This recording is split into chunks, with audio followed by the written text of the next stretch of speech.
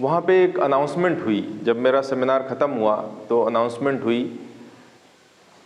एक वहाँ के जो अनाउंसर थे उन्होंने कहा कि ओम भैया के सम्मान के लिए अब हम लोग कुछ करेंगे, और ओम भैया जो हमारे हैं उन्होंने हमारे स्कूल का नाम रोशन किया है, हम सबको गौरवान्वित किया है, क्योंकि उन्होंने ज़िले में दूसरा नंबर हाई स्कूल में प्राप्त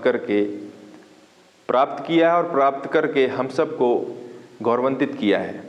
तो इस तरह से मैं आपको बताना चाह रहा हूँ कि देखिए जीवन में सफलता कैसे मिलती है, ठीक है। और आप लोग चूँकि उसी एज के हैं और बहुत ही मेरे साथ जो घटित हुआ है मैं वो सारी चीज़ आपको स्टेप बाय स्टेप बताऊंगा और उसको इस तरह से एक्सप्लेन करूंगा कि आपको समझ में आ जाएगा कि हाँ यार ये है सफलता का रास्ता, ऐसे सफलता मिलती है, ठीक है। मैं कोशिश ये करूंगा कि आपको वो चीज़ें खोल के आपके सामने रखूं कि जो आपके लाइफ के बहुत करीब है, जिससे आप कनेक्ट हो सकें, जिससे आप महसूस कर सकें कि हाँ यार ऐसे ही तो होता है। आपको पूरी फीलिंग आए और आप उससे कनेक्ट हो सकें, और फिर जब आप रियलाइज़ करते हैं तभी तो आप एक्शन लेते हैं, तभी तो आप बदलाव लाते हैं, तभी तो आप आगे बढ़ते हैं कि हाँ यार यहाँ तो मैं सही था, हाँ यहाँ पे गलत हूँ, अब मुझे सही करना है। तो मैं कोशिश करूँगा कि आपको चीज़ें दिखें, आप कनेक्ट होएं, आप रियलाइज़ करें और फिर उसी हिसाब से एक्शन लें, आगे बढ़ें। तो ओम मिश्रा नाम था उस लड़के का और ये सम्मान दिया जा रहा था। वो बहुत ही बुजुर्ग आदमी थे जो अनाउंस कर रहे थे। मुझे ओम भैया जब कहा तो मुझे लगा कोई सीनियर आ रहा है, किसी वजह से उसको सम्मान दिया जा रहा है। पर जब ओम आया, लड़का 11th में वो लड़का था और हाई स्कूल में मेल कैटेगरी में नंबर 1 है ज़िले में, और फीमेल में मतलब ओवरऑल में दूसरा नंबर है उसका। पहले नंबर कोई लड़की है, दूसरा उसका है। तो ये सम्मान देखिए, आप पूरे कॉलेज के सामने उसको एक सम्मान मिला। जब उसने टॉप किया तो उसका नाम पेपर में आया ज़िले के। जब उसने टॉप किया तो डीएम ने बुलाकर उसको 21,000 का चेक दिया और वो चेक वहाँ पे उसको प्रिंसिपल के द्वारा प्राप्त हुआ। फिर उसको सम्मान के तौर पे उसको सम्मानित किया गया, और ये उसके लिए जिस लड़के ने किया, सोचो एक लड़के के कारनामे से पूरे स्कूल को प्राउड हो रहा था, पूरा स्कूल खुश था। उसको सम्मान करने में, उसको सम्मान देने में उनको अपना सम्मान लग रहा था कि ये पूरे कॉलेज को सम्मान मिला है, इसने पूरे कॉलेज का नाम रोशन किया है। तो ये सम्मान डीएम ने पैसा दिया, पेपर में नाम आया, उसके बाद उसको फूल की माला पहनाई गई, स्मृति चिन्ह दिया गया, ट्रॉफी, टैबलेट दिया गया उसको। वो पूरी कहानी जो मैं बताने जा रहा हूँ कि आप लोग सुने और इंस्पायर हो कि यार ऐसे मैं भी बनूंगा। जब ये कर सकता है ओम मिश्रा तो मैं भी कर सकता हूँ। आपका क्या नाम है जी? जिनी, रिनी। बैठिए। जब ओम कर सकता है तो रिनी भी कर सकती है, रमेश भी कर सकता है, सुरेश भी कर सकता है। ये फीलिंग आपके अंदर मैं लाना चाह रहा हूं। और फिर उसको इस तरह से सम्मान दिया गया, सब फोटो खिंचाए, प्रिंसिपल ने भी, सब कोशिश चाह रहे थे कि उसके साथ फोटो खिंचाए। ये सम्मान है, ये गौरव की बात है। और उसके बाद जब वो कार्यक्रम खत्म हुआ तो बैक स्टेज हम लोग गए प्रिंसिपल सर के ऑफिस में। तो वहाँ ओम भी था, मैं भी था, प्रिंसिपल साहब भी थे।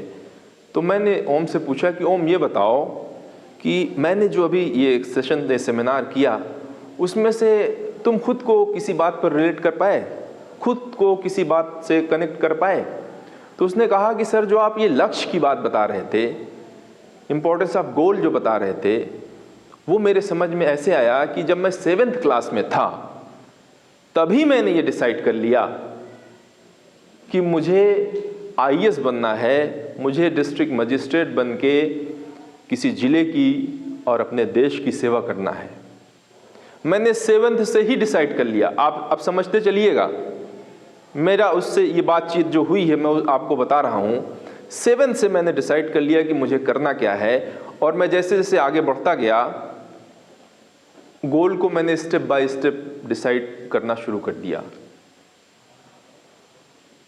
और ऐसे मैंने डिसाइड किया कि आज की डेट में मैंने हाई स्कूल में जिला टॉप किया है और मेरा अगला जो लक्ष्य है वो है इंटर में यूपी टॉप करना।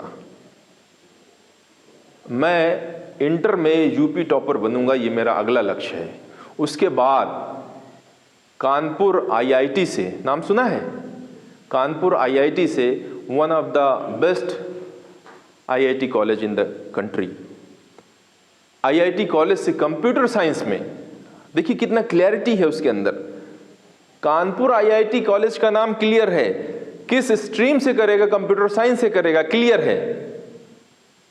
उसके बाद मैं सिविल सर्विस की तैयारी करूंगा और आईएएस बनूंगा, डीएम बनूंगा और सेवा करूंगा। ये अल्टीमेट उसका पर्पस है, अल्टीमेट उसका गोल है। तो आपका गोल आपने कितनी जल्दी, कितना वक्त रहते डिसाइड कर लिया, ये आपको एक दिशा दे देता है या आपको पुश दे देता है कि भैया यही रास्ता है तुम्हारा।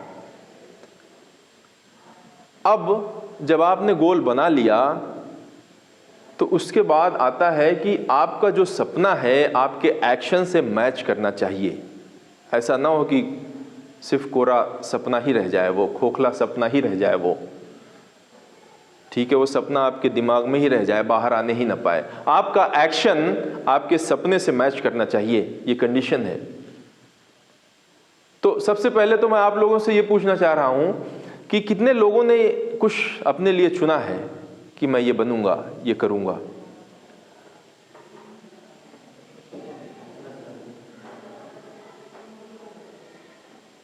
अब देखिए, ये ठीक है, आप लोग, किसी का सर झुक गया है, किसी को एहसास हुआ है, पर मैं ये बात बहुत ही सिंसियरली और बहुत ही सीरियसली आप लोग से कहूँगा और रिक्वेस्टिंग मोड में भी कहूँगा कि आप लोग ज़रूर ये बनाइए कि मुझे क्या करना है, पढ़ लिख कर क्या करना है या अपने जीवन में क्या करना है। अगर आप गोल नहीं बनाएंगे तो आप कहीं भी नहीं जाएंगे, आप जहाँ हैं वहीं रहेंगे और उसी हाल में रहेंगे। उससे ख़राब हाल हो गया, उससे अच्छा नहीं हो पाएगा। फिर आप दोष किसी को मत दीजिएगा, क्योंकि आप खुद ही दोषी हैं, समझ लीजिए। आप फिर किसी को दोष मत दीजिएगा कि मैं गांव में पैदा हो गया, मैं गरीब परिवार में पैदा हो गया, मुझे गाइड करने वाला नहीं मिला, मुझे बताने वाला नहीं मिला, समझाने वाला, सिखाने वाला, दिखाने वाला। ये किसी का दोष नहीं है, सिर्फ आपका है। ये आपके एक्सक्यूजेज हैं जो आप खुद को समझाने के लिए दे रहे हैं, और दोष सारा सिर्फ आपका है। अगर आपको जिस एज में गोल बनाना था उस एज में गोल नहीं बनाया तो ये किसका दोष है? बताओ आप। आपके माँ बाप का है कि आपके टीचर का है कि आपके भाई का है कि आपके नात रिश्तेदार का है? किसका है ये दोष? या आपका ही तो है। ये गलती आप कर रहे हैं तो सजा भी आपको ही मिलेगी। ये अलग बात है कि कुछ गलती की सजा थोड़ा लॉन्ग टर्म में मिलती है, जैसे कुछ अच्छाई का मज़ा लॉन्ग टर्म में मिलता है, वैसे कुछ गलत काम करने का, कुछ गलत डिसीजन लेने की जो पनिशमेंट है, जो दर्द है, वो थोड़ा लॉन्ग टर्म में मिलता है। मैं जो स्टेज में आप हैं और गोल रहित हैं, गोल नहीं है आपके पास, और अगर आप ऐसे चलते रहेंगे तो इसकी सज़ा आपको 5 साल 10 साल बाद मिलना स्टार्ट हो जाएगी।